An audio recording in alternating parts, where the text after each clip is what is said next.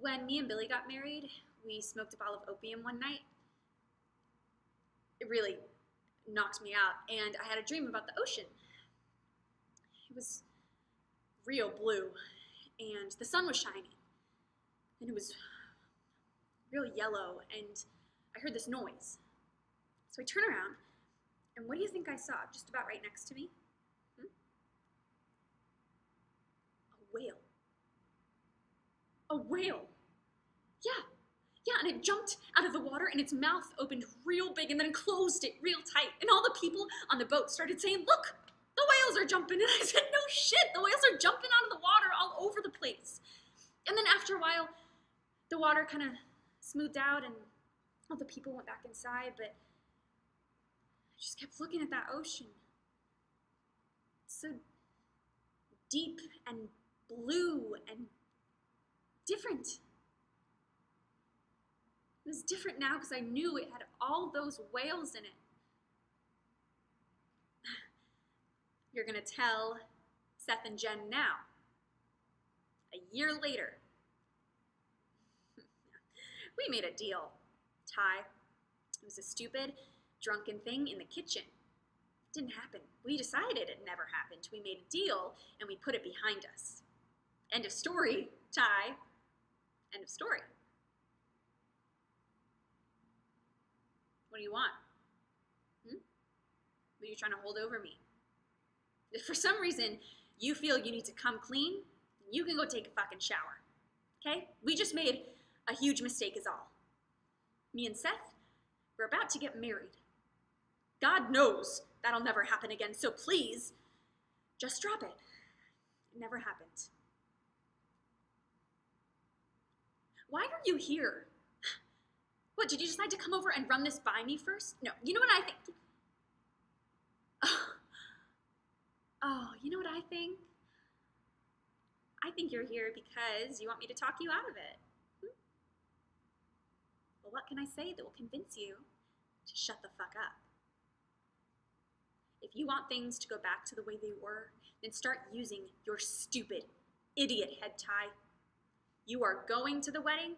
You are going to be Seth's best man, and you're going to keep your fucking mouth shut about things that don't need to be said. Now, do we have a deal? Not a fucking mind reader, Ty. Do we have a deal? Good. Then get out of here. I have to do my Pilates. For those of you who are just joining the group, my name is Maggie, and today is my last day here as a tour guide at the Mount Rushmore National Memorial, which, in my opinion, is a huge shame because I happen to be what we in the industry call a font of knowledge. Now, if you'll look up to your right, you'll notice that the first head is Thomas Jefferson, who, and this may come as a surprise to some of you, was actually born without skin from the neck down. Oh, by the way, if you happen to have any questions, feel free to raise your hand and just stick it up your butt. That's just the kind of mood I'm in today. Oh, yeah, I see I'm losing some of you. That's okay. It's more intimate this way. And I happen to be very comfortable with intimacy, unlike a certain Victor Collins, my direct supervisor and former lover. He's the man responsible for my layoff today as well as my monthly herpes outbreak. Next up, we have Abraham Lincoln, our first Jewish president and the inventor of dirt. His wife's also mentally unhinged. You know, speaking of mentally unhinged, let's do a little role play. I'll be Victor and you be me. Oh, gee, Maggie, you know, it's nothing personal. I had to fire someone and I was gonna break up with you anyway, so this was like 2 birds with 1 stone.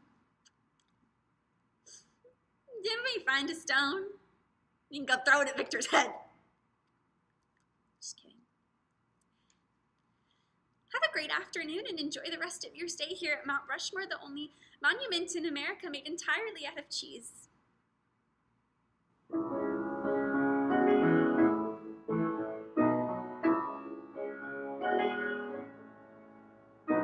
Why should I play this game of pretend? Remembering through a secondhand sorrow, such a great son and wonderful friend. Oh, don't the tears just pour? I could curl up and hide in my room.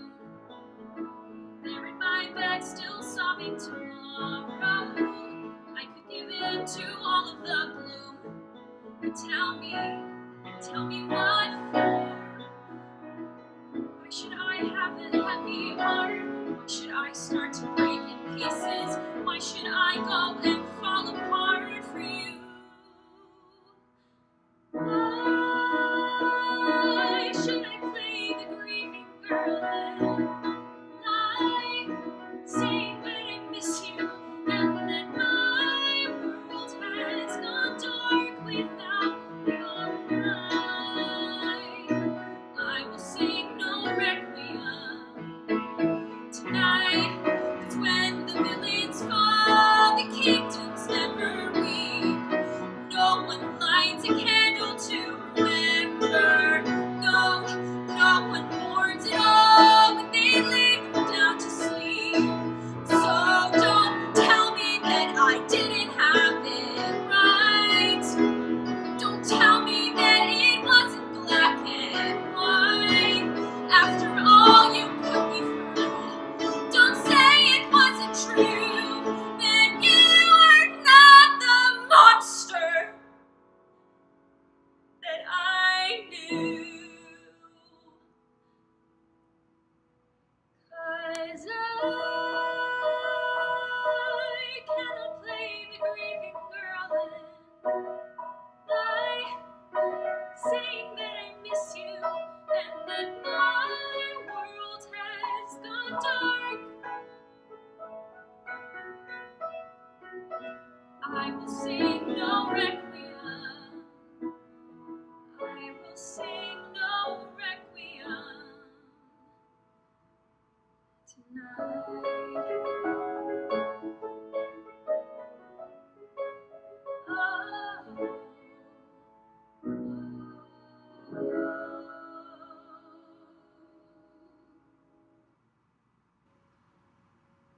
Let me show you the best that's inside you.